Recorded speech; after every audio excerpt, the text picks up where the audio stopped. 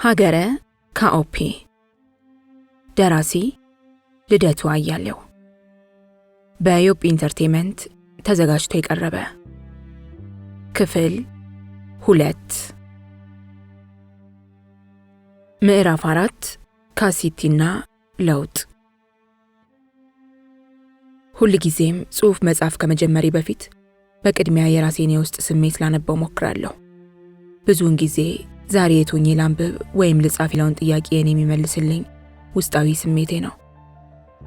የስሜቴ ጠባይ ለምንና እንዴት እንደሚቀያየር ምክንያቱ አይገባኝም። የተኛሁት የእንቅልፍ መጠን፣ የዕለቱ የአየር ጸባይ፣ በወቅቱ በስሜቴ ውስጥ የሚመላለሰው የሐሳብ አይነት ይሁን ወይም ሌላ የተለየ ምክንያት አይገባኝም። የራሴን ስሜት የውሳኔ አሰጣጥ ሂደት ራሴ ልረዳው ካልቻልኩ ማን የተሻለ ሊረዳው እንደሚችል አላውቅም። የሰው ልጅ ያለምን መነሻና መድረሻ ለማወቅ ሲንጠራራ ሳይ የራሱን ስሜት ለማወቅ ካለ የአቅም ውስንነት ጋር እየተጋጨ ያስገርመኛል። የት ሆኜ መጻፍ እንዳለብኝ ሳስብ ብዙውን ጊዜ 4 አማራጮች አሉኝ። እነሱም ቤቴ፣ ቤተ መጻሕፍት፣ ካፍቴሪያ ወይም መናፈሻ ቦታ ውስጥ መሆን ናቸው። የዛሬው ደመነፍሴ መናፈሻ ቦታን መርጧል። እናም የጠዋቷ ፀሐይ ሞቅ ደመቅ ማለት እንደጀመረች ከቤቴ ወጥቼ በቅርብ ርቀት ወደሚገኝ የሰፈሬ ፓርክ ጎራ አልኩ።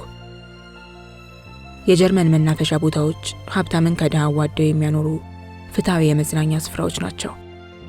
በታክስ ከፋዩ ሕዝብ የጋራ መዋጮ የሚገነቡ ቢሆንም ያለምንም የመግቢያ ክፍያ ሁሉንም በእኩልነትና በነፃ የሚያስተናግዱ የሕዝብ የአገልግሎት ስፍራዎች ናቸው።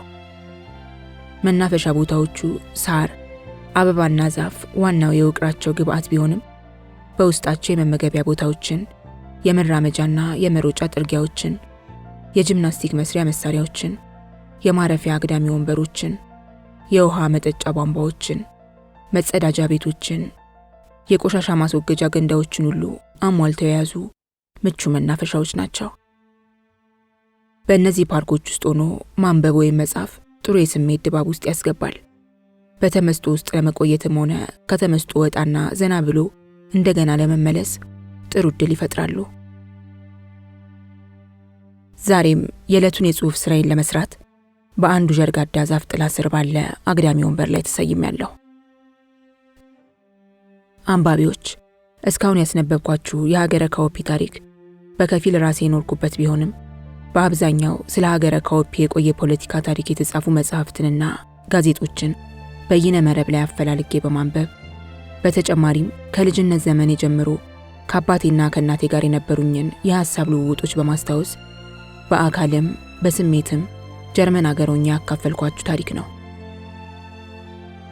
ከዚህ በኋላ የማካፍላችሁ ታሪክ ግን ራሴ ነፍስ አውቄ የኖርኩበትና እየታዘብኩት ነውና ከጀርመን ወደ ሀገረ ካኦፔ በአይነ ልቦናዬ ተመልሼ የኖርኩትን የትናንት ታሪክ ዛሬ ላይ የኖርኩት እንዳለ ክስተት አድርጌ ላካፍላችሁ ወደድኩ።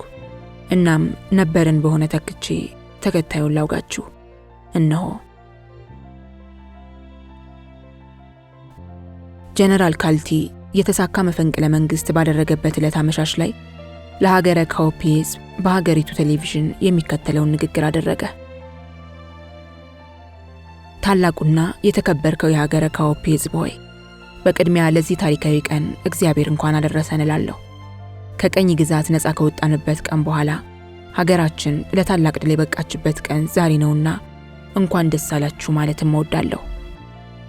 ሀገራችን ከ50 ዓመታት በፊት ከውጭ ቅኝ ገዢዎች ነፃ የወጣች ቢሆንም በራሳችን ገዢዎች ሕዝባችን እየተጨቆነ በመቀጠሉ ነፃነቱ ትርጉም አልባ ሆኖ ነው የኖረው። ይህ ቀን ለብዙ ዓመታት በጫንቃችን ላይ የተፈራረቁና የሕዝባችንን ደም እንደ መዥገር እየመጠጡ ከኖሩ አምባገነኖች እስከ መጨረሻው የተገላገለችበት ቀን ነው። ሀገራችን ምንም እንኳን ባላት የተፈጥሮ ሀብትና በሕዝቧ ሰላም ወዳድነት የሚቀናባት ሀገር ብትሆንም እኩልነትን፣ ዲሞክራሲንና የሐሳብ ነፃነትን በማክበር ረገድ ግን ከዓለም ወደ ኋላ ቀርታ ኖራለች። ሕዝባችን እነዚህን መሠረታዊ መብቶች እንዲከበሩለት በሰላማዊ መንገድ ደጋግሞ ቢጠይቅም አምባገነኑ የክራቫሞ መንግስት ምላሽ ግን በሕዝባችን ላይ አፈናና ግድያ መፈጸም ሆኗል። ይህ የሕዝባችን ጥያቄ ተገቢና ፍትሐዊ መሆኑን ያመነው የመከላከያ ሰራዊታችን የበላይ አዛዦች የክራቫሞ መንግስት የሕዝቡን ጥያቄ እንዲቀበልና አስፈላጊውን ለውጥ እንዲያመጣ የህዝቡ አመጽ ከተጀመረበት ጊዜ ጀምሮ ደጋግመን ብንጠይቅም በጎ ምላሽ ሳናገኝ ቀርተናል። አምባገነኑ የክራቫሞ መንግስት የህዝቡን ፍትሃዊ ጥያቄ ከመመለስ ይልቅ ለመብቱ ጥያቄ እያቀረበ የሚገኘውን ህዝብ በጭካኔ እየገደለ በስልጣን ላይ ለመቀጠል መወሰኑን ካረጋገጥን በኋላ ግን ከህዝባችን ጎን በመቆም ያገዛዙን ገዳይነት ለማስቆም ወስነናል። ሰራዊታችን ከህዝቡ አብራክ የወጣና ጥቂት አምባገነኖችን ሳይሆን ህዝብንና ሀገርን በታማኝነት ለማገልገል ቃለ መሐላ ፈጽሞ መለዮ የጫነ ሰራዊት በመሆኑ ይህን ህዝባዊ ኃላፊነቱን ለመወጣት በክራቫሞ መንግስት ላይ ተገቢ ነው ብሎ ያመነበትን እርምጃ ወስዷል። በትናንትናው ዕለት የቀድሞ ፕሬዝዳንት ክራቫሞንና የካቢኔ አባላቱን ምንም አይነት ደም መፋሰስ ባላስከተለ ጥንቃቄ ሰራዊታችን በቁጥጥር ስር አውሏቸዋል። ሁኔታዎች እስኪረጋጉ ድረስም ከመከላከያ ሚኒስቴር፣ ከሀገር ውስጥ ጉዳይና ከፖሊሲ ሰራዊት የተውጣጣ አንድ ጊዜያዊ ግብረ ኃይል ተቋቁሞ ሀገሪቱን እንዲመራ ተደርጓል። በአጭር ጊዜም ነፃና ፍትሃዊ ምርጫ ተካሂዶ ህዝባችን በታሪኩ ለመጀመሪያ ጊዜ የስልጣኑ ባለቤት እስኪሆን ድረስ ምን አይነት ጊዜያዊ የሽግግር መንግስት ተቋቁሞ ሁኔታዎችን እስከ ምርጫው ድረስ ማመቻቸት እንዳለበት በዝርዝር ለህዝባችን እንገልጻለን። ወደ ተሟላ ሰላምና መረጋጋት እንደገባንም ያለ ህገ መንግስት የኖረችው ሀገራችን እንደ ሌሎች ሀገሮች የራሷ ህገ መንግስት እንዲኖራት የሚያስችለንን ስራ እንጀምራለን። ህዝባችን ላለፉት ዓመታት ዋጋ የከፈለባቸው የመብት ጥያቄዎች በተሟላ ሁኔታ የሚመለሱ መሆኑን በመገንዘብ እንዲረጋጋ፣ ከመረጋጋትም በላይ ከስልጣን የተወገዱና ጥቅማቸውን ያጡ አምባገነን ኃይሎች እንደገና አንሰራርተው ይህን የህዝብ የለውጥ ሂደት እንዳይቀለብሱት በሁለንተናዊ መልኩ ከጊዜያዊ ግብረ ኃይሉ ጎን እንዲቆም ጥሪዬን አቀርባለሁ። ሀገረ ካኦፒ ከእንግዲህ በጥቂት አምባገነን መሪዎች ፈላጭ ቆራጭነት የማትገዛ፣ የዜጎቿን መብት በእኩልነት የምታከብር ዲሞክራሲያዊና የበለጸገች ሀገር ከመሆን ማንም ምድራዊ ኃይል ሊያግዳት የማይችል ሀገር መሆኗን ላረጋግጥላችሁ እወዳለሁ። ይህንን ህዝባዊ አደራም ግብረ ኃይላችን በሐቅና በትጋት የሚወጣ ስለመሆኑ በዚህ አጋጣሚ በኃያሉ እግዚአብሔር ፊት ቃል እገባለሁ። እግዚአብሔር ሀገራችንን ይጠብቅ። ድል ለሰላም ወዳዱ የሀገረ ካኦፒ ህዝብ። ይህ የጀነራል ካሊቲ ሊጋማኖ ንግግር በተሰማ ማግስት የሀገረ ካኦፒ ህዝብ ያለማንም ቀስቃሽ ለጀነራል ካሊቲ ያለውን ድጋፍ ለመግለጽ ግልብጥ ብሎ ወደ አደባባይ ወጣ። ቪቫ ካሊቲ በሚል መፈክር የሀገሪቱ ከተሞች፣ አደባባዮችና ጎዳናዎች ተናወጡ። መላዋ ሀገረ ካኦፒ በደስታ ፈነደቀች። ህዝቡ ጀነራል ካሊቲ ሀገረ ካኦፒ ነፃ ከወጣች ጀምሮ እድሜ ልኩን ያለፈው ስርዓቱ አካል ሆኖ መኖሩን እንኳን ሳያስታውስ ከጫፍ ጫፍ ከልጅ እስከ አዋቂ ድጋፍ ሰጠው። በሀገረ ካኦፒ የተካሄደውን መፈንቅለ መንግስት ተከትሎ የአየር ኃይል አዛዥ የነበረው የኔ አባት የጀነራል ካሊቲን ቦታ ተክቶ የሀገረ ካኦፒ የመከላከያ ሚኒስቴር ሆነ። አባቴ ጀነራል ኮሜች የጀነራል ካሊቲ አብሮ አደግና የቅርብ ጓደኛ ከመሆኑም በላይ የመፈንቅለ መንግስቱ ተባባሪም ስለሆነ ነበር ለዚህ ስልጣን የበቃው። ወላጅ እናቴም ካሊቲ በእውቀትም ሆነ በባህሪ ሀገር ለመምራት ብቁ ሰው ነው ብላ ባታምንም የተሻለ ለውጥ በሀገሪቱ ሊመጣ ይችላል ብላ ተስፋ በማድረግ በግማሽ ልብም ቢሆን የመፈንቅለ መንግስቱ ደጋፊ ሆነች። ጀነራል ካሊቲ በተደጋጋሚ ወደ አባቴና እናቴ ቤት እራት እየተጋበዘ ይመጣ ስለነበር ከሱ ጋር በአንድ ጠረጴዛ ዙሪያ ተቀምጬ አብሬ መብላትና የወይን ብርጭቆ የማጋጨት እድል ነበረኝ። ብዙውን ጊዜ ካሊቲ በተለያዩ ጉዳዮች ላይ የሚሰጣቸው አስተያየቶች ከደረጃ በታች ሆኑብኝ ስለነበረም የሀገር መሪ ሆነ መባሉ ግርም ተፈጥሮብኛል። በተለይም አንድ ምሽት ላይ እራት አብሮን እየበላ ሳለ በመፈንቅለ መንግስትም ቢሆን አንድ ቀን የዚች ሀገር መሪ መሆን አይቀርም ብሎ በድፍረት ሲናገር ሰምቼው ስለነበር ዛሬ የሀገሪቱ መሪ ለመሆን ሲበቃ ከደስታ ይልቅ ድንጋጤ ተሰማኝ። ያ አፉ ላይ የመጣለትን ሁሉ ያለ ጥንቃቄና ይሉኝታ እንደሚናገር የማውቀው ጀብደኛ ሰው የሀገሪቱ ቁጥር አንድ የስልጣን ቦታ መያዙን ሳውቅ አብዝቼ ተገረምኩ። የሀገር መሪነት ቦታ አንዳንዴ እንደ ሎተሪ ዕጣ በማንም እጅ ላይ ይወድቃል ማለት ነው በማለት ራሴን ጠየቅኩ። በዚህም ምክንያት የላቀ እውቀትና ስነ ምግባር እንዳለ የምተማመንበት ወላጅ አባቴ በዚህ ሰው የተመራ መፈንቅለ መንግስት ተባባሪና የዚህ ሰው ተሿሚ መሆኑ ግራ አጋብቶኝ እየቆጠቆጠኝ ሰነበተ። ትዳር መስርቼና ልጆች ወልጄ ራሴን ችዬ መኖር ከጀመርኩ ዓመታት ተቆጥረዋል። የምኖረው እናትና አባቴ በሰጡኝና በራሳቸው ትልቅ ግቢ ውስጥ ለእንግዶች ማረፊያ እንዲሆን ታስቦ በተሰራው ተጨማሪ ቪላ ቤት ውስጥ ነው። ይህ የአባቴና የእናቴ መኖሪያ ግቢ በሀገሪቱ አንቱ የተባሉ ባለሀብቶች፣ ባለስልጣናትና ታዋቂ ሰዎች በሚኖሩበት ውድ ሰፈር ውስጥ የሚገኝና ከሀገሪቱ ቤተ መንግስት ከ5 ኪሎ ሜትር ባልበለጠ ርቀት ላይ የሚገኝ ነው። ዋናው ወላጆች የሚኖሩበት ቪላ የቪክቶሪያ ዘመን በመባል በሚታወቀው የህንጻ አሰራር ዘይቤ የታነጸና ራሱ አንድ መካከለኛ መጠን ያለው ቤተ መንግስት የሚመስል ነጭ ህንጻ ነው።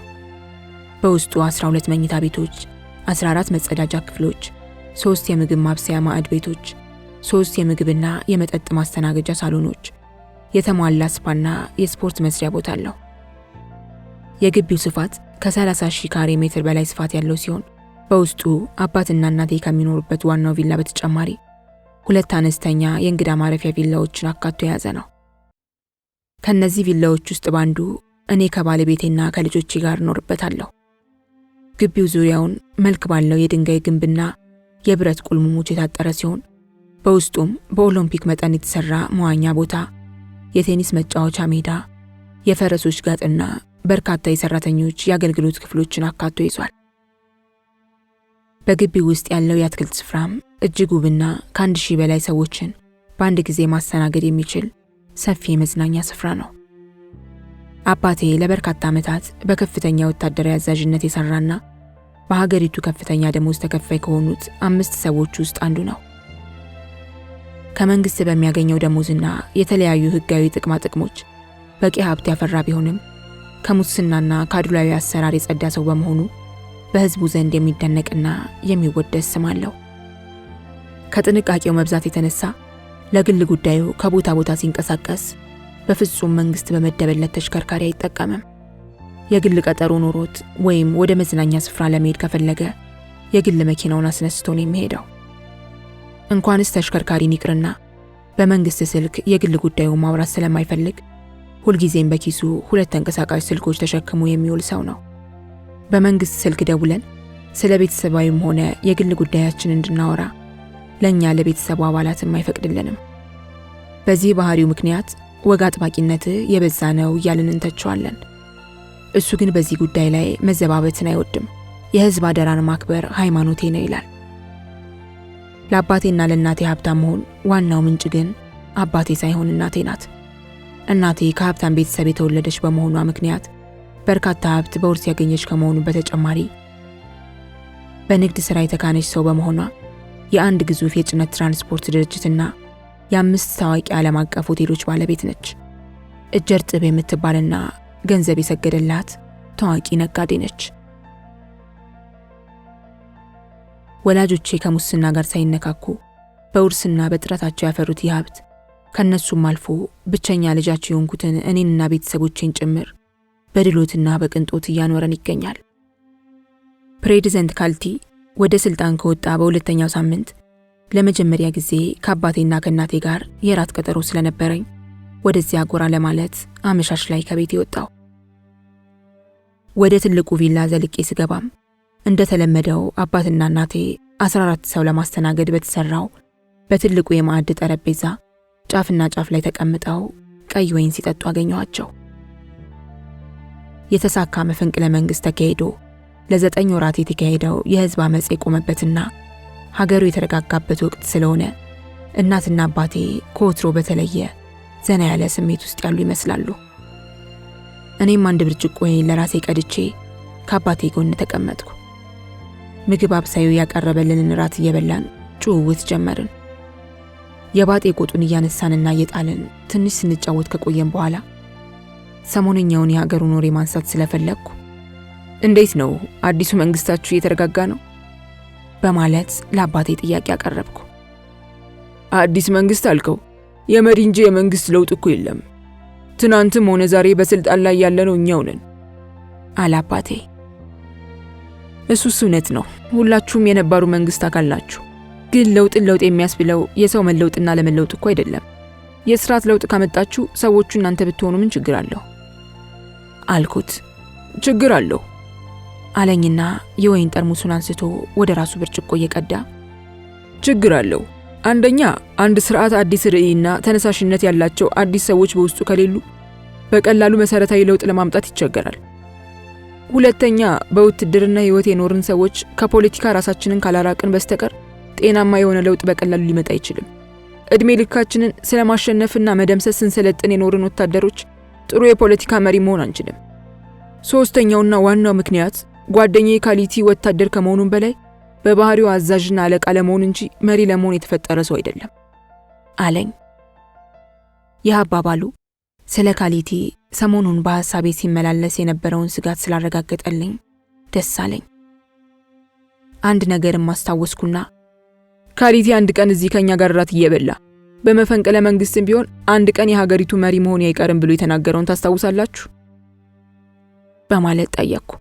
እናቴ ጣልቃ ገባችና አዎ ደጋግሞ ነው እንደዛ የሚለው። እኔና አባቴ ከተጋባን ጊዜ ጀምሮ እንደዚያ ሲል ነው የኖረው። የሀገር መሪ ይሆናል ብዬ ጠብቄ ግን አላውቅም ነበር አለች። አባቴም ቀጠለና ካሊቲ የሀገር መሪ ለመሆን መመኘት የጀመረው ገና የካዴት ስልጠና ላይ ያለን በ19 ዓመቱ ነው። ከዚያ ጊዜ ጀምሮ የመሪነት ምኞት ካፉ ተነጥሎ አያውቅም። ሲመኝ የኖረውን ያገኘው። ትልቁ ችግርም እንዲህ ያለው ገደብ የለሽ የስልጣን ጥማቱ ነው አለ። የስልጣን ፍላጎት መኖሩ ምን ይጎዳል? እንዲያውም አስቀድሞ የተዘጋጀበት መሆኑ ሊጠቅም ይችላል። ዋናው ነገር ሀገር ለመምራት የሚያስችል ብቃት ያለው ሰው መሆኑ ነው አልኩ።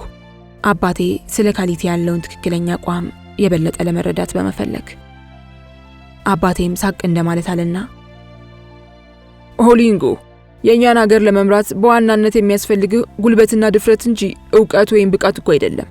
ከመጀመሪያው መሪያችን ከፕሬዚዳንት ሊንጓ ወዲህ ይህችን ሀገር ላለፉት 50 ዓመታት በጉልበትና በድፍረት እንጂ በዕውቀት የመራት መሪ ኖሮ ያውቅ። አሁንም የሆነ የተለየ አይደለም። ካሊቲ ጥሩ ወታደር ነው፣ ነገር ግን ድፍረትና ጭካኔ እንጂ እዚህ ግባ የሚባል ሀገር ለመምራት የሚበቃ ዕውቀትና ብቃት የለውም አለኝ ፈርጠም ባለ አነጋገር። እናቴ ከኔ ቀደመችና ማንም መሪ ሆኖ የሚፈጠር የለም፣ ሁሉም ወንበሩን ይዞ ነው ሀገር መምራት የሚለማመደው። ካሊቲም ቀስ እያለ ሊለማመደው ይችላል። ለኔ ዋናው ችግር የሱ ወታደር መሆን አይደለም። የአባቴ መልስ ስላስገረመኝ እናቴ ንግግሯን ሳትጨርስ አቋረጥኳትና ምን ማለት ነው? ካሊቲ ሀገር የመምራት ብቃት ከሌለው በሱ የሚመራውን መፈንቅለ መንግስት ለምን ደገፍክ? በማለት ጠየቅኩት። አባቴ አሁንም ሳቅ ብሎ ሆሊንጎ ምን አማራጭ ነበረኝ? በማለት እኔኑ መልሶ ጠየቀኝ። ከቻልክ ካሊቲ መሪ እንዳይሆን መቃወም፣ ካልቻልክ ደግሞ ቢያንስ ድጋፍህን አለመስጠት አትችልም ነበር? በዚህ ጥያቄ የበለጠ ከት ብሎ ሳቀና ሆሊንጎ ነገሮች እንደምታስባቸው ቀላል አይደሉም። በመፈንቅለ መንግስት ወቅት ከፍተኛ ወታደራዊ አዛዦች የሚኖራቸው ምርጫ በጣም ጠባብ ነው። ማን ትክክል ነው ወይም ብቃት አለ የሚለው ጥያቄ ትርጉም የለውም። የኃይል ሚዛኑን አይቶ መፈንቅለ መንግስቱን ማክሸፍ ወይም ለማሳካት ከሚችሉት ኃይሎች ጋር መቆም የግድ ነው። በተሳሳተ ስሌት ከሚሸነፈው ወገን ጋር መቆምም ሆነ ገለልተኛ ሆኖ መገኘት ለአደጋ ስለሚያጋልጥ አሸናፊ ከሚሆነው ጋር መቆም ነበረብኝ አለኝ። ካሊቲ አሸናፊ እንደሚሆን እንዴት አውቀህ አብረው ቆምክ? ሌላ ጥያቄ አስከተልኩ።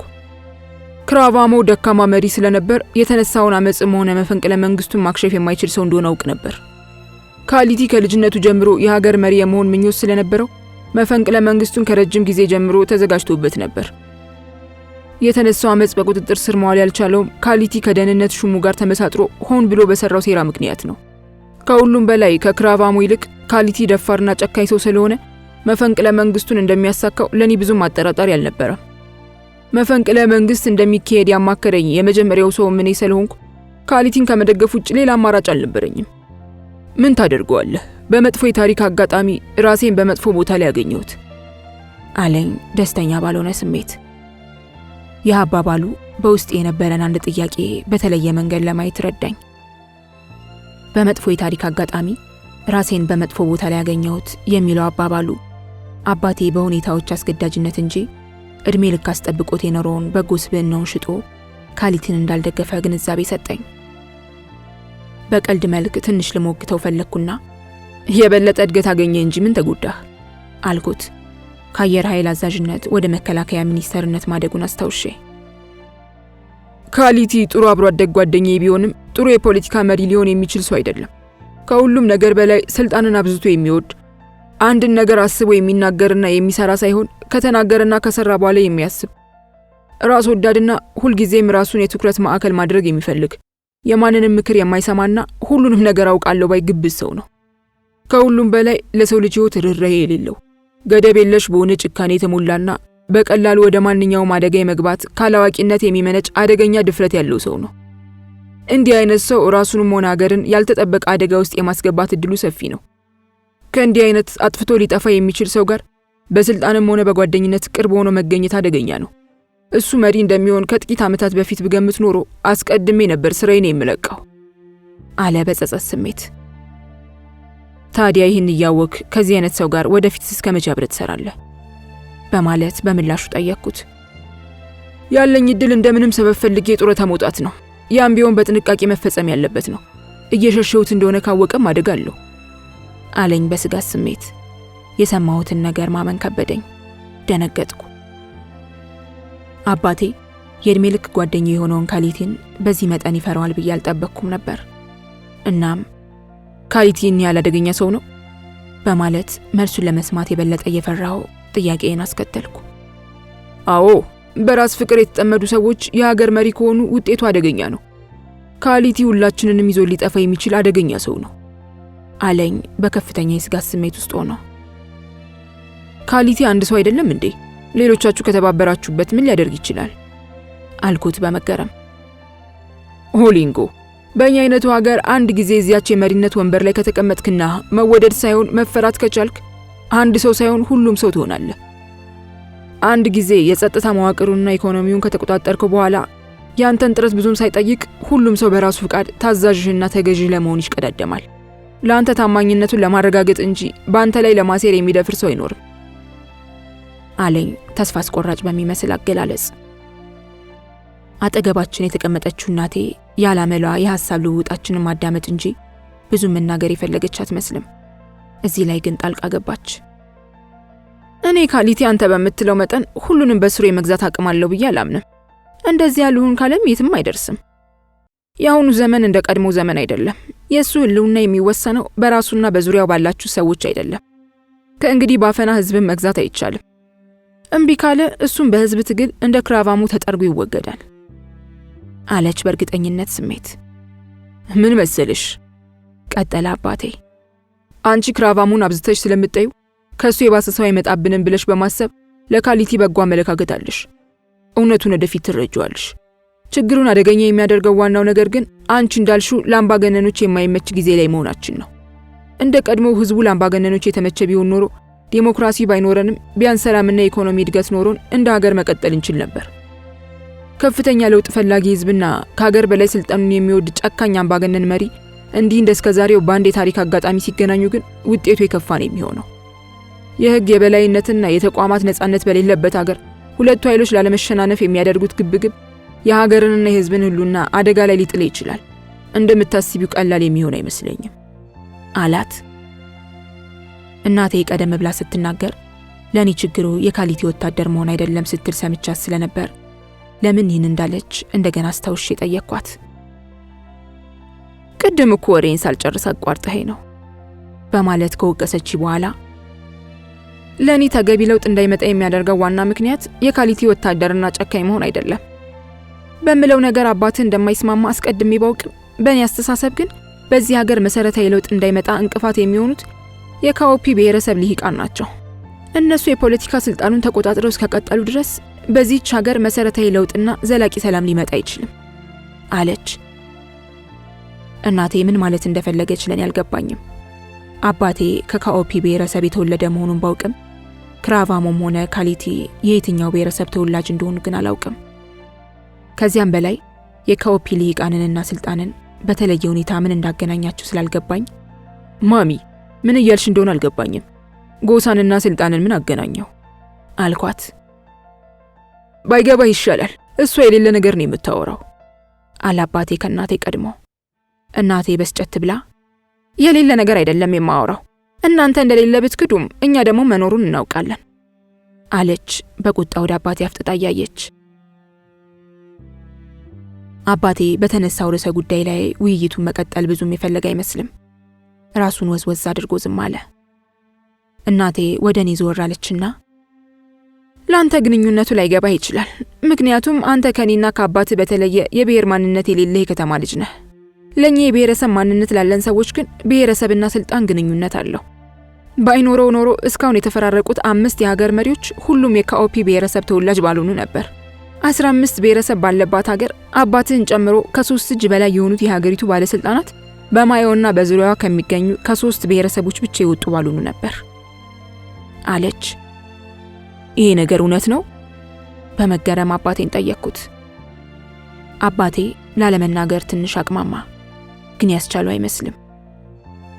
በመጀመሪያ የሀገሪቱ መሪዎች የካኦፒኛ ቋንቋ ተናጋሪ መሆናቸው እንጂ ትውልዳቸው ከየትኛው ጎሳ እንደሆኑ የሚታወቅ ነገር የለም። የማዮና በማዮ ከተማ ዙሪያ ያለው ህዝብ ከተለያየ ጎሳ መጥቶ የተቀላቀለና የየራሱን ቋንቋ ረስቶ ካኦፒኛ ተናጋሪ የሆነ ነው። እርግጥ ነው ሌላው ህዝብ የምንናገረው ቋንቋ አንድ አይነት መሆኑን በማየት ብቻ ሁላችንንም የካኦፒ ጎሳ አባላት አድርጎ ያየናል። እኛ ግን ካኦፒኛ ተናጋሪ ከመሆናችን ባለፈ ራሳችንን የካኦፒ ጎሳ አባላት አድርገን አናይም። ከዚህም በተጨማሪ በሀገረ ካኦፒ ታሪክ እስካሁን በጎሳ ማንነቱ ተመርጦ የተሾመ አንድም ባለስልጣን አላውቅ። እኔም ቤተሰቦቼ በልጅነት የሞተውብኝ በ18 ዓመቴ ወታደርነት ተቀጥሬ በራሴ ጥረት ነው አሁን ለደረስኩበት ደረጃ የበቃሁት። ውትድርና ስቀጠርም ሆነ ኋላ ላይ ለዚሁ ማዕረግና ሹመት ስበቃ ልምዴንና እውቀቴን እንጂ ጎሳዬን ተጠይቄ አላውቅ። የካኦፒኛ ቋንቋ ተናጋሪዎች በስልጣን ላይ ቁጥራችን የበዛ መሆኑ የሚካድ አይደለም። ይህ የሆነው ግን በታሪክ አጋጣሚና በግል ምርጫችን እንጂ በጎሳ መስፈርት ተመርጠን ስለተሾምን አይደለም አለ አባቴ። በታሪክ አጋጣሚና በግል ምርጫችን ስትል ምን ማለት እንደሆነ አልገባኝም አልኩት። በእርግጥም አባባሉ ግልጽ ስላልሆነልኝ በምንናገረው ቋንቋና በተወለድንበት አካባቢ ምክንያት የካኦፒ ጎሳ አባላት ተደርገን የምንታየው ሰዎች በብዛት በስልጣን ዙሪያ መገኘታችን የሚካድ አይደለም። የትውልድ አካባቢያችን ቀደም ብሎ የሀገረ መንግስት ግንባታ ሂደት ተጀምሮበት የነበረና በኋላም የቅኝ ገዢዎቻችን ዋና ማዕከል የነበረ አካባቢ ስለነበር ዘመናዊ ትምህርት የመማርና ወደ መንግስት ስራ ቀድመን የመግባት እድል አግኝተናል። ቅኝ ገዢዎቻችን ካኦፒኛ የሀገሩ ቋንቋ እንዲሆን ማድረጋቸውም ከሌሎች የተሻለ የመንግስት ተቀጣሪና ወታደር እንድንሆን በር ከፍቷል። ይህ ግን በታሪክ አጋጣሚ የተገኘ እድል እንጂ በጎሳ ማንነታችን ወይም ባድሎ የተሰጠን አይደለም። ውትድርና ቋንቋውን መናገር የቻለና የፈለገ ሁሉ የሚገባበት መስክ ነው። በአሁኑ ወቅት 80 በመቶ የሚሆነው ህዝብ ካኦፒኛ ይናገራል። ብቃቱ እስካለው ድረስ ወታደርና የመንግስት ሰራተኛ ለመሆን የሚከለክል የለም። እኔና እናትህን እንደ ጥሩ ምሳሌ ማየት ትችላለህ። እናትህ ነጋዴ መሆን መረጠች፣ እኔ ወታደር መሆን መረጥኩ። እኛ ውትድርናን በመምረጣችን የፖለቲካ የበላይነት የመያዝ እድል አገኘን። እሷና የእሷ ጎሳ ተወላጆች ደግሞ ነጋዴነትን ስለመረጡ በኢኮኖሚ የበላይነት አላቸው። ይህንን እውነታ በተለየ የጎሳ አድሎና ተጽዕኖ እንደመጣ አድርጎ ማሰብ ስህተት ነው። እኔ አልቀበለውም አለ አባቴ ትከሻውን ከፍ እያደረገ። አፕልና ብርቱካንን አታነጻጽር። ፖለቲካና ኢኮኖሚ አንድ አይደሉም። ፖለቲካ በጋራ ውሳኔ ሰጭ ልንሆንበት የሚገባን የሀገር አስተዳደር ጉዳይ ነው። በግል ጥረት ከሚገኝ ሀብትና ንብረት ጋር መነጻጸር የለበትም አለች እናቴ። አባቴም ቀጠለና ሁለቱም ያለ ግል ፍላጎትና ጥረት የማይገኙ በህብረተሰብ ውስጥ ተጽዕኖ ፈጣሪ አቅሞች ናቸው። እንደውም ኢኮኖሚ ጡረታ የማይወጣበት የበለጠና ዘላቂ የሆነ ተጽዕኖ መፍጠር አቅም አለው። ፖለቲከኛውን ሁሉ የምታሾሩት እናንተ አይደላችሁ አለ አባቴ ጣቱን ወደ እናቴ እያመለከተ። እኛ ግለሰብ ፖለቲከኞችን ልናሾር እንችላለን። ህዝቡንና ሀገሩን የምታሾሩት ግን ፖለቲከኞች ናችሁ። የማይነጻጸር ነገር ነው እያነጻጸርክ ያለው አለች በድጋሜ። ቢቻልና እኔና አንቺ ቦታ ብንለዋወጥ ምንኛ ደስ ባለኝ ነበር አለና አባቴ ከመቀመጫው ለመነሳት እየተዘጋጀ። እኔ ዛሬ አንቺን ልሁን ብል መሆን አልችልም። አንቺ ግን ሁል ጊዜ ተቃዋሚ ሆነሽ መኖር ስለምትፈልጊ እንጂ የመንግስት ስራና ስልጣን መያዝ ከፈለግሽ እድሉ አለሽ። እንዲያውም በዚህ ሀገር ለሹመት እየተጠየቀ ፈቃደኛ ሳይሆን የቀረ ሰው እንዳንቺ አላውቅ አለ አባቴ ውይይቱን ለመቋጨት በፈለገ ስሜት ከመቀመጫው እየተነሳ። እኔ እያወራሁ ያለሁት ስለ ግለሰብ ወይም ስለኔ አይደለም። እኔ እናንተን መምሰል ስለቻልኩ እንዳልከው የፈለግኩትን የመሆን እድሉ አለኝ። የእናንተን ቋንቋና ባህል የማያውቀውና እናንተን የማይመስለው ሰፊ የዳር ሀገር ህዝብ ግን እኔ ያለኝ እድል የለው። እናንተ በታሪክ አጋጣሚና በምርጫ አገኘን የምትሉትን እድል ሌሎችም እንዲጋሩት ለማድረግ የሚያስችል አዲስ መፍትሄ ማምጣትና መቀበል የግድ አስፈላጊ ነው አለች።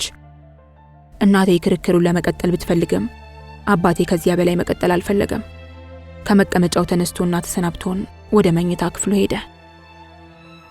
ከጥቂት ዓመታት በፊት እናቴ እንዲህ አይነት ከማንነት ጋር የተያዘ ጥያቄ ስታነሳ ሰምቻት አላውቅም። ዛሬ ላይ ግን ዋናው ጥያቄዋ እሱ ሆኗል። ይህ ለምን እንደሆነ ይገርመኝ ስለነበር በዚህ አጋጣሚ ልጠይቃት ፈለግኩና ማሚ፣ ለምንድን ነው ግን ቀድሞ የማታነሺውን የማንነት ጥያቄ ዛሬ ላይ ደጋግመሽ የምታነሺው? ከጥቂት ዓመታት በፊት ይታይሽ ያልነበረ ችግር ዛሬ ላይ እንዴት ታየሽ? አልኳት በመገረም። ጥሩ ጥያቄ ነው ያነሳው። ምን መሰለ ኦሊንጎ አለችና እሷም ከመቀመጫዋ እየተነሳች ምን መሰለህ፣ ንቃተ ህሊና በአንድ ጊዜ የሚፈጠር ነገር አይደለም። ድሮ ስላልተማርንና ስላልነቃን የችግሩን ክብደት በአግባቡ አንረዳውም ነበር። ዛሬ ግን ነቅተናል። የኛ ንቃት የህዝባችንም ንቃት እንዲሆን ስለምንፈልግ ጉዳዩን የዛሬ አጀንዳችን አድርገነዋል። አባትህና ጓደኞቼ የሚሉን ግን ዘላለም ሳትነቁ ኑሩ ነው አለችና እሷም የኔን አስተያየት መስማት ሳትጠብቅ ወደ መኝታ ክፍሉ አመራች። እናቴና አባቴ ባነሱት የክርክር ሐሳብ ላይ በእኔ በኩል አቋም ለመያዝ የሚያበቃ ግንዛቤ መፍጠር አልቻልኩም። እንኳንስ የክርክራቸው ጭብጥ ገብቶኝ አቋም ሊይዝ ስለ አንድ ነገር እያወሩ አባቴ ጎሳ፣ እናቴ ብሔር እያሉ ለምን የተለያየ ቃል እንደሚጠቀሙም አልገባኝም። ሶስታችንም ሶስት ፓርቲ የሚያስፈልገን ያህል ሐሳባችን የተለያየ ሆነብኝ። አባቴ በቀኝ እናቴ በግራ እኔ በለዘብተኛ ፓርቲ መወከል ያለብን መስሎ ተሰማኝ። በፖለቲካ አመለካከት ለካስ ቤተሰብም የሀገር ያህል ሰፊ ነው አልኩ በውስጤ። አባትና እናቴን እንዲህ አብዝቶ ስለለያያቸውና ለኔ ግን ብዙም ትርጉም ስለማይሰጠኝ የብሔረሰብ ወይም የጎሳ ማንነት ጥያቄ ጉዳይ የበለጠ ለማወቅ ለራሴ የቤት ስራ ወስጄ እኔም ከወላጆቼ ቤት ወጥቼ ወደ ቤት ያመራሁ። ምዕራፍ 5 የኒሻ ዴሞክራሲ። ጀነራል ካሊቲ ሊጋማኑ ራሱን ዴሞክራሲ ለሀገረ ካኦፒ የሚለው የህዝብ አመጽ መሪ አጀንዳ ደጋፊ አድርጎ በማቅረብና የህዝቡ ወገን ነኝ በማለት ሰፊ ቅስቀሳ ማድረግ ጀመረ። ራሱን እንደ ሀቀኛና ብቸኛ አሸጋጋሪ መሪ በመቁጠርም ብቻውን የመረጣቸውን 35 ሰዎች ያካተተ ጊዜያዊ የሽግግር መንግስት ካውንስል ማቋቋሙን አሳወቀ። የህዝቡን የተለያዩ አመለካከቶች የሚወክሉ ፓርቲዎች በነጻነት እንዲንቀሳቀሱ መፍቀዱን፣ ሐሳብን በነጻነት የመግለጽ መብት ያለምንም ገደብ መከበሩንና ከአንድ ዓመት በኋላም ነጻና ዴሞክራሲያዊ ምርጫ በሀገሪቱ ታሪክ ለመጀመሪያ ጊዜ እንደሚካሄድ አወጀ።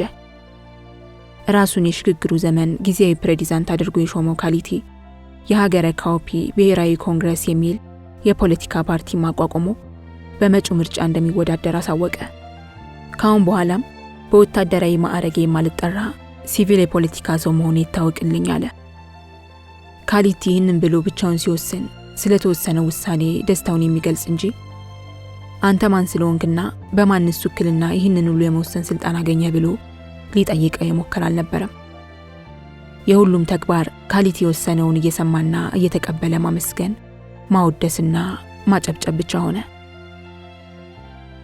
ካሊቲ በሀገሪቱ ዋና ዋና ከተሞች እየዞረ የድጋፍ ሰልፎች እንዲካሄዱ ካደረገ በኋላ በሀገረ ካኦፒ ዙሪያ ወደሚገኙ የጎረቤት ሀገሮች መሄድ ጀመረ። ከነዚህ የጎረቤት ሀገሮች ጋር ያሉ የድንበር ይገባኛል ጥያቄዎችንና የጋራ ውሃ አጠቃቀም ውዝግቦችን በሰላማዊ ድርድር ለመፍታት የሚያስችሉ ዓለም አቀፍ ስምምነቶችን ተፈራረመ። ሀገረ ካኦፒ ወደ ዘላቂ ዴሞክራሲ መሸጋገር የምትችለው በበቀል እርምጃ ሳይሆን በእርቅና በይቅርታ መንገድ ነው በማለትም የቀድሞ የሀገሪቱ ባለስልጣናት ለፈጸሟቸው ወንጀሎች ምህረት እንዲያገኙና ፍላጎቱ ካላቸውም በወደፊት የሀገሪቱ ፖለቲካ ሂደት የመሳተፍ መብት እንዳላቸው ገለጸ።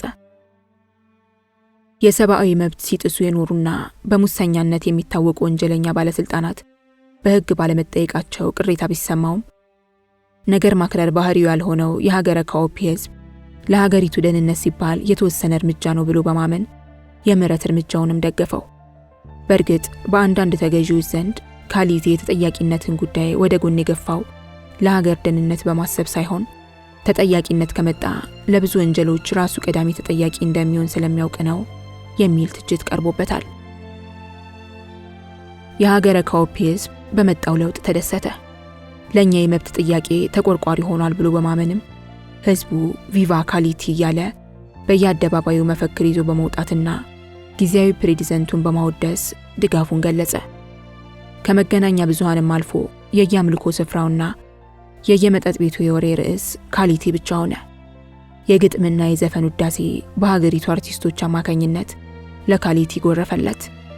የሃይማኖት አባቶች በየአደባባዩ የወጡ ካሊቲ ፈጣሪ የላከልን መሪያችን ነው በማለት ሰበኩ። በዚህም ምክንያት በአመፅ ስትናወጥ የከረመች ሀገረ ካኦፒ በከፍተኛ ፍጥነት ተረጋጋች። ችግር ገጥሞት የነበረው የሀገሪቱ ኢኮኖሚም እንደገና ማንሰራራት ጀመረ። እኔ ያለኝ ግንዛቤም ሆነ ከአባቴ ጋር በነበረኝ የራት ምሽት ስለ ካሊቲ የሰማሁት እውነት ከህዝቡ የወቅቱ የጋለ የድጋፍ ስሜት ጋር ተጋጨብኝ። ምን ጉድ ነው እየሆነ ያለው በማለት ግራ ተጋባሁ። በህዝቡ ስሜታዊና ጭፍን ድጋፍ ስገረም የራሴ አባት ጀነራል ኮሜትሽ በአንድ ምሽት በመንግስት የቴሌቪዥን ፕሮግራም ላይ ድንገት ብቅ ብሎ የሚከተለውን ሲናገር ሰማሁት። የለውጥ ሂደቱ በህዝባችን ሙሉ ድጋፍና ትብብር በጥሩ ሁኔታ እየተካሄደ ነው። እድለኞች ሆነን ፕሬዝዳንት ካሊቲን የመሰለ ሀገር ወዳድ፣ ትዕግስተኛ፣ አስተዋይና አርቆ አሳቢ መሪ ስላገኘን ለውጡ በብቃትና በተገቢው መንገድ እየተካሄደ ነው። ይህ በህዝብ ትግል የመጣና ለህዝብ ጥቅም እየተካሄደ ያለ ለውጥ በጸረ ሰላም ኃይሎች እንዳይደናቀፍ ህዝቡ እንዳይኑ ብሌን ሊንከባከበውና ሊጠብቀው ይገባል። ለሀገራችን ሰላምና ደህንነት በጎ አመለካከት የሌላቸው የውጭ ኃይሎች የለውጥ ሂደታችንን ለማደናቀፍ ውስጡን ሴራ ሊሸርቡ ይችላሉ። ስለዚህ እያንዳንዱ የሀገረ ካኦፒ ዜጋ ራሱን የሀገር ወታደር አድርጎ በማየት ለውጡን ከማንኛውም የውጭ ጠላትና የውስጥ ተላላኪ ኃይሎች ጥቃት በጥንቃቄ ሊጠብቀው ይገባል አለ። የሰማሁትን ማመን አቅቶኝ እንደነገጥኩ። አባቴ በህይወቱ ከማንም በላይ ውሸትንና ማስመሰልን አብዝቶ የሚጠየፍ የሚያምንበትን ነገር በቀጥታ በመናገር እድሜ ልኩን የሚታወቅ ሰው ስለሆነ የሰማሁትን ነገር የተናገረው አባቴ ስለመሆኑ አምኜ መቀበል ተቸገርኩ። በህይወቴም ለመጀመሪያ ጊዜ በአባቴ የሀፍረት ስሜት ተሰማኝ። ቅስሜ ስብር አለ። አባቴ የመፈንቅለ መንግስቱ ዋና ተሳታፊ እንደነበር ስለታወቀ በህዝቡ ዘንድ ከፍተኛ አድናቆት አገኘ። የሚያገኙኝ ወዳጆቼና ጓደኞቼ ሁሉ እንኳን ደስ አለህ ይሉኝ ጀመር። ለምቀርባቸው ለአንዳንዶቹ የቅርብ ጓደኞቼ መጣ የሚባለው ለውጥ በጥንቃቄ መታየት ያለበት እንደሆነ በደምሳሳው ለመጠቆም በሞክርም ሰሚ አላገኘሁም። የተፈጠረው ስሜት እጅግ ከፍተኛ ስለሆነ የመንጋውን ድጋፍ ባልቀላቀልም የሆዴን በሆዴ ይዤ ሂደቱን በዝምታ መታዘብን መረጥኩ። ዲሞክራሲ ለሀገረ ካኦፒ የሚለው የወቅቱ ጥያቄ ከፍተኛ ህዝባዊ ተቀባይነት ቢያገኝም በዚህ ሁሉ ጫጫታ መሃል ግን ጥያቄውን በስጋት የሚያዩ ጥቂት ጎንታይ ምሁራኖች አልጠፉም።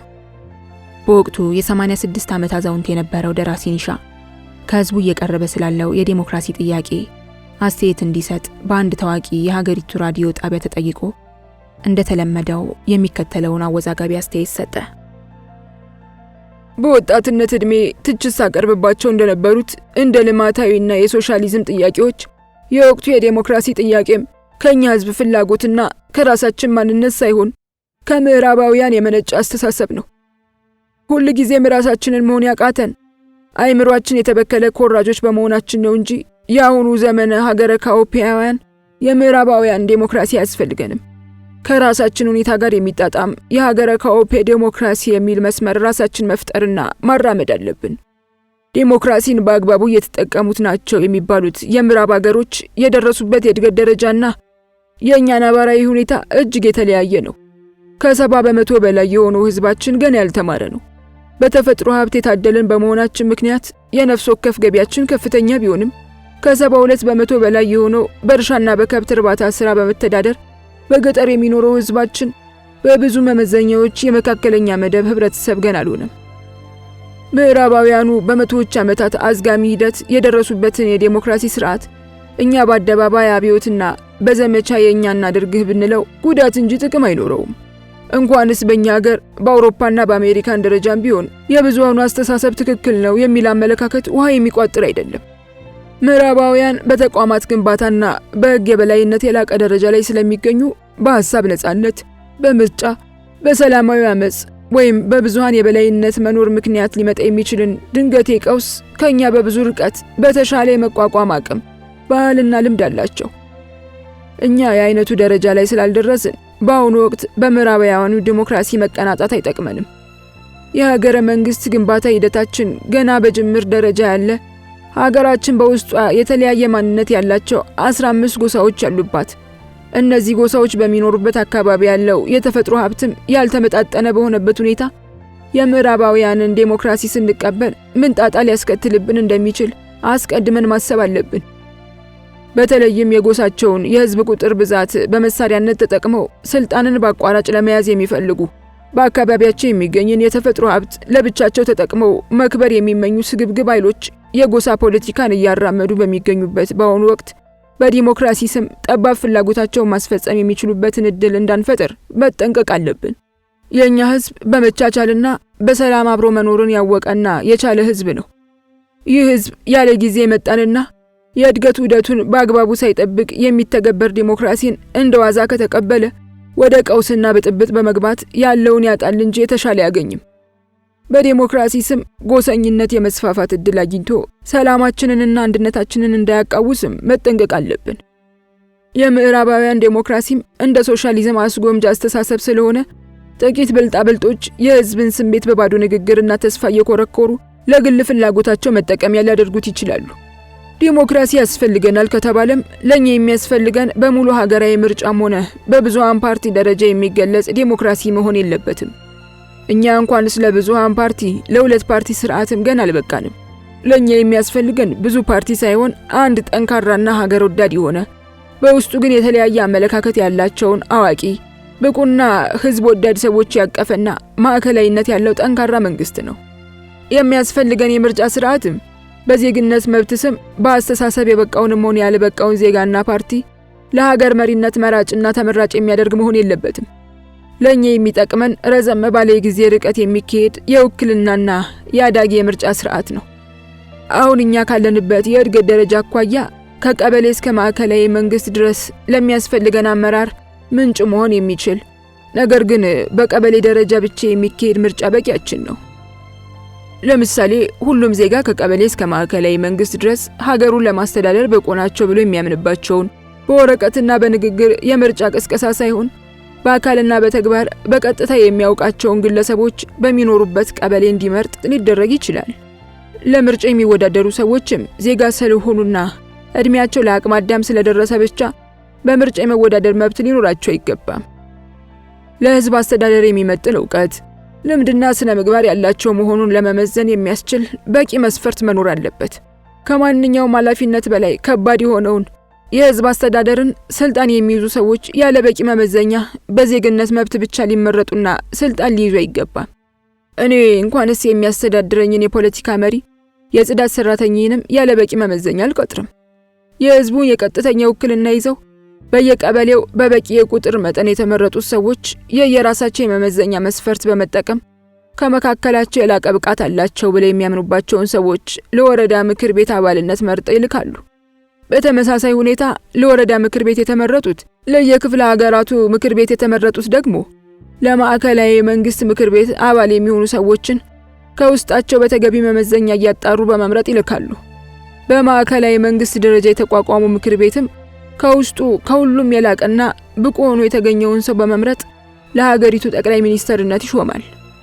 በዚህ መልክ የሚቋቋሙት ምክር ቤቶች የየእርከኑ የህግ አውጪ አካል ሆነው መስራት የሚችሉ ሲሆን የየራሳቸውን ስራ አስፈጻሚ አካልም ከውስጣቸው እየመረጡ ያቋቁማሉ። ስለዚህ በቀበሌ ደረጃ በተካሄደ በአንድ ጥራት ያለው የህዝብ ምርጫ ከቀበሌ እስከ ማዕከላዊ መንግስት ድረስ ያሉ ሁሉንም ህግ አውጪ ምክር ቤቶችና ስራ አስፈጻሚ አካላት ማቋቋምና የሀገሪቱን ጠቅላይ ሚኒስተርም የቀጥታና የውክልና ጥምረት በሆነ የምርጫ ሂደት መምረጥ ይቻላል ማለት ነው። ማዕከላዊነት የሚቋቋሙ መዋቅሮች የሚመረጡ መሪዎች በልምድ በአስተሳሰብም ሆነ በስነ ምግባር ደካማ የመሆን እድላቸው እጅግ ጠባብ ይሆናል። እንዲህ አይነቱ በህዝብ የተመረጡ ሰዎችን መሰረት አድርጎ የሚካሄድ የውክልና ሂደትም ማንነታቸውንና ብቃታቸውን በአግባቡ ሳናውቃቸው በአንድ የምርጫ ዘመቻ በመገናኛ ብዙሃን ብቅ ብለው በሚያደርጉት አማላይና ስሜት ኮርኳሪ ቅስቀሳ እንዳንታለልና ቀበሌን የማስተዳደር አቅም የሌላቸው ሰዎች በግርግር የሀገር መሪ የመሆን እድል እንዳያገኙ ማድረግ ያስችለናል። ተታለንም በደካማ በክፉም ስነ ልቦናቸው በተቃወሰ ህመምተኛ መሪዎች እጅ ከመውደቅ የመዳን ሰፊ እድል ይሰጠናል። በዚህ ሂደትም በአንድ ወረዳ ህዝብ ወይም በአንድ ምርጫ አሸነፈ በተባለ ፓርቲ ብቻ የተመረጠ ጠቅላይ ሚኒስተር ሁላችንንም የሚመራበት እድል እንዳይኖር ማድረግ እንችላለን። ሁላችንንም ለመምራት ኃላፊነት የሚወስድ የሀገር ጠቅላይ ሚኒስተር በሁላችንም በተመረጡ ተወካዮቻችን ተሳትፎ የተመረጠ መሆን ይገባዋል። እንዲህ አይነቱ የውክልና የምርጫ ስርዓትም ብቃት ያለው አመራር ሀገሪቱ እንዲኖራት ከማስቻሉን በተጨማሪ እጅግ በጣም ወጪና ጊዜ ቆጣቢ ይሆናል። ከሁሉም በላይ ሁሉም አካባቢዎች የባህልና የአስተሳሰብ ልዩነቶች በበቂና ባልተዛባ ሁኔታ ውክልናና ተሳትፎ እንዲኖራቸው የሚያስችለንም እንዲህ አይነቱ የምርጫ ስርዓት ነው። በብዙሃኖች ብቻ ሳይሆን ባልመረጥናቸው አናሳዎችም ከመገዛት የሚያድነን እንዲህ አይነቱ መነሻውን ቀጥተኛ የህዝብ ምርጫ አድርጎ መድረሻውን ውክልና የሚያደርግ የተግባቦት የምርጫ ሂደት ነው። ከቀበሌ አልፎ በወረዳ በከፍተኛ ሀገርና በማዕከላዊ መንግስት ደረጃ የሚያገለግሉ ሰዎችን ህዝቡ በቀጥታ ይምረጥ ከተባለ ግን እየመረጠ ያለው የምርጫ ቅስቀሳን እንጂ በአካልና በተግባር የሚያውቃቸውን ሰዎች ስለማይሆን ከውክልናም ሆነ ከብቃት አኳያ ምርጫ ተደረገ ከመባል ባለፈ ብቃት ያለው አመራር ለመፍጠር አያስችለንም። የውክልና ምርጫው በየ4 ዓመቱ ሳይሆን ቢያንስ ከ7 ዓመት ባላነሰ ጊዜ ሊካሄድ ይገባል። በውስጡ ያሉ አመራሮችን ግን በተፈለገውና ከዚያ ባጠረ ጊዜ እየመረጡ ማፈራረቅ ይቻላል። የምርጫው ጊዜ ማጠር ያለበትም ሆነ የውክልናው ምርጫ ወደ ቀጥታ ሀገራዊ ምርጫ መስፋትና ወደ ብዙሃን ፓርቲዎች ምርጫ መሸጋገር ያለበትም በሂደትና ቀስ በቀስ ጥቅምና ጉዳቱ እየተፈተሻ ሊሆን ይገባል። ከዚህ ውጪ የምዕራባውያንን ዴሞክራሲ እንደወረደ አምጥተን ህዝባችን ላይ ለመጫን መሞከር ለደካማ ወይም ለአደገኛ አመራር ሊዳርገን ይችላል። እንደ ሎተሪ እድልን ከመሞከር የተሻለ ትርጉም ያለ የምርጫ ስርዓት ያስፈልገናል። ቶሎ ቶሎ ምርጫ ማካሄድም ለረጅም ጊዜ አቅዶ የሚሰራ የተረጋጋ መንግስት እንዲኖረን አያስችለንም።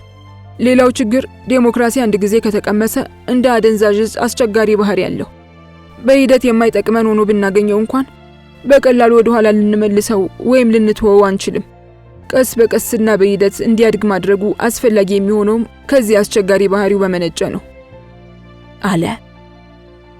አስከትሎም ደራሲ ኒሻ ለህዝብ ባስተላለፈው መልእክት የሀገረ ካኦፒ ህዝብ በሕክምና ላብራቶሪ ውስጥ እንዳለ እንስሳ የሁሉም ነገር መሞከሪያ መሆን የለበትም። የራሱ ሊቃን ያልመከሩበትና ያላመኑበት አስተሳሰብ ከውጭ መጽሐፍት እየተኮረጀ በላዩ ላይ ሊጫንበት አይገባም። ሶሻሊዝምን እንዳልተቀበለ ሁሉ ወደ ስርዓት አልበኝነት የሚወስድ ልቅ የምዕራባውያንን ዴሞክራሲ መቀበል የለበትም። የወደፊቱ ሀገረ ካኦፒ በምን አይነት ስርዓት መመራት አለባት የሚለው ጥያቄ መመለስና መወሰን ያለበትም ሁሉን አቀፍ በሆነ ጊዜያዊ የሽግግር ሂደት ነው። የካሊቲ መንግስት ይህንን ጥያቄ በራሱ መንገድና ፍላጎት አሁን በያዘው መንገድ ብቻውን የመወሰን አቅምም ሆነ ስልጣን የለውም አለ። ዲሞክራሲን በሚመለከት የደራሲ ኒሻ አይነት አቋም የሚያራምዱ በጣት የሚቆጠሩ ምሁራን የነበሩ ቢሆንም ሐሳባቸውን ከቁም ነገር ቆጥሮ የሚያዳምጠው ግን አልነበረም። ዲሞክራሲን የሀገረ ካኦፒ ህዝብ ቀምሶት ባያውቅም ጾታ፣ እድሜ፣ የትምህርት ደረጃ፣ ሃይማኖትና ጎሳ ሳይለይ ሁሉም የዲሞክራሲ ናፋቂ ሆነ። ወደ ኋላ ሊመለስ በማይችል መጠን ዲሞክራሲ የትንሽ የትልቁ ጥያቄና ናፍቆት ሆኖ በመላው ሀገረ ካኦፒ ናኘ። በወቅቱ በማህበራዊ ሚዲያ ስርጭት ላይ ጥናት ያካሄደ አንድ ተቋም እንዳረጋገጠው በሀገሪቱ ማህበራዊ ሚዲያ ተጠቃሚ ከሆነው ህዝብ ውስጥ 90% የሚሆነው በአማካይ በቀን 2 ጊዜ ዲሞክራሲ የሚለውን ቃል እንደሚናገር አረጋግጧል። ደራሲ ኒሻን ጨምሮ ጥቂት የሀገሪቱ ሊቃን በሀገሪቱ ውጤታማ ሽግግር እንዲመጣ ከተፈለገ የተለያዩ የሀገሪቱን የህብረተሰብ ክፍሎች የሚወክሉ ዜጎች የሚገኙበት በምክክር የጸደቀ ፍኖተ ካርታ ያለ የሽግግር መንግስት እንዲቋቋምና የሽግግር መንግስቱ ፕሬዝዳንት የሚሆነው ሰው ወደፊት መደበኛ መንግስት ለማቋቋም በሚደረገው ሀገራዊ ምርጫ ላይ ለውድድር የማይቀርብ እንዲሆን ቢጠይቁም ጥያቄያቸው ብዙ ሰሚ አላገኘም። እንዲህ አይነቱን ሐሳብ የሚያቀርቡትን ሰዎች የፕሬዝዳንት ካሊቲ ጊዜያዊ መንግስት ብቻ ሳይሆን አብዛኛው በካሊቲ የለውጥ መሪነት ከፍተኛ እምነትና ተስፋ ያደረበት ህዝብ እንደ ለውጥ አደናቃፊ በመቁጠር አወገዛቸው። የተጀመረውን የለውጥ ሂደት ከመተቸት እንዲቆጠቡም አጥብቆ አስጠነቀቃቸው።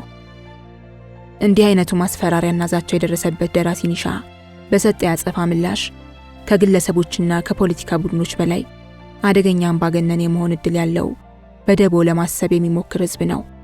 ልቅ ዲሞክራሲ ለህዝብ እንዳይሰጥ አጥብቄ የምከራከረውም በዚሁ ምክንያት ነው አለ።